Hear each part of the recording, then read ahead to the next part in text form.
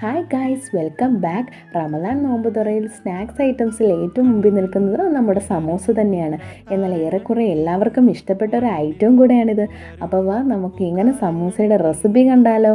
അതിനായി സമൂസയ്ക്ക് വേണ്ടിയുള്ള boneless chicken എടുത്ത് മഞ്ഞളും ഉപ്പും ചേർത്ത് നല്ല രീതിയിൽ മിക്സ് ചെയ്ത് കുക്കറിൽ 4-5 വിസിൽ കേൾക്കുന്നവരെ കുക്ക് ചെയ്തെടുക്കാം. ഇനി നമുക്ക് മസാല ഉണ്ടാക്കാം. പാനിലേക്ക് 2 ടേബിൾ സ്പൂൺ എണ്ണ ഒഴിച്ച് കുനുകുനാന്നരിഞ്ഞ സവാളയും കുറച്ച് ഉപ്പും ചേർത്ത് നല്ല രീതിയിൽ വഴറ്റി അടച്ചു വയ്ക്കാം. അതിനുശേഷം ആവശ്യത്തിന് പച്ചമുളക്, ഇഞ്ചി ഗാർലിക് പേസ്റ്റ്, കറിവേപ്പില, മല്ലിയില ചേർത്ത് നല്ല രീതിയിൽ വഴറ്റിയെടുക്കുക.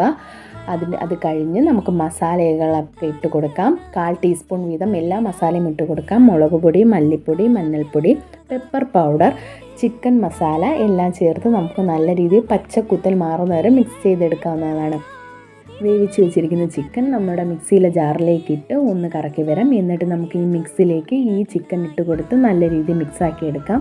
സമൂസ ഷീറ്റിൽ നമുക്ക് ഫില്ലിങ് റെഡിയാക്കി നല്ല ചൂടായ എണ്ണയിലേക്കിട്ട് വറുത്ത് കോരി എടുക്കാവുന്നതാണ്. അപ്പോൾ നമ്മുടെ സമൂസ ഇവിടെ റെഡിയാണ്. എല്ലാവരും ട്രൈ ചെയ്ത് നോക്കണേ.